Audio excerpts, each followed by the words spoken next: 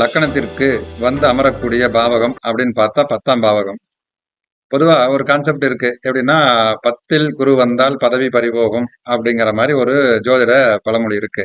ஆனா அதுல உண்மையான நிலை என்ன அப்படின்னா, உங்களுடைய 10 சார்ட்ல இருக்கிற கிரகத்த பொறுத்து, நடக்கிற திசாபுத்திகள பொறுத்து, இந்த கோச்சார கிரகங்கள் அதாவது இப்ப குரு போய் டிரான்சிட் ஆகி உங்களுக்கு 10ஆம் இடத்துல வர்றப்ப, அதில ஏற்படக்கூடிய சின்ன மாறுதல்கள் இருக்கலாம். அவ்வளவுதான ஒழிய, இதுல நேரடியா 10ஆம் இடத்துக்கு குரு வந்த உடனே அங்க பதவி பறி போயிரும் அப்படிங்கிற மாரி கான்செப்ட் நம்ம எடுத்துக்க தேவையில்ல.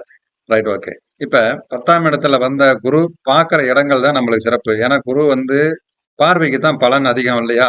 அப்ப அது பிரகாரம் உங்க லக்கண பிரகாரம் குரு பார்க்கிற இடம் அப்படின்னு பார்த்தோம்னா, தனஸ்தானம் அப்படின்னு சொல்லக்கூடிய 2ஆம் பாவத்த பார்ப்பாங்க. உண்மையாவே இந்த 4 மாசமா பயங்கர சிரமத்தையும், பயங்கர கஷ்டத்தையும் அனுபவிச்சுட்டு இருந்திருப்பீங்க அப்படிங்கிறது தெரியும். ஏன்னா லக்னாதிபதி போய் 7ஆம் இடத்துல நீசமா போயிருக்கு அப்படிங்கிற சிச்சுவேஷன்ல இன்னும் ஒரு 2 மாச காலகட்டம் குரு டிரான்சிட் ஆகுற வரைக்குமே உங்களுடைய கொஞ்சம் நெருக்கடியான சூழ்நிலைகளையும், ரொம்ப சிரமமான ஒரு சந்தர்ப்ப சூழ்நிலைகளையும், உங்களால சில முடிவுகள எடுக்க முடியாத ஒரு குழப்பத்துல இருக்க வேண்டிய சந்தர்ப்பத்துல தான் இப்ப இருப்பீங்க.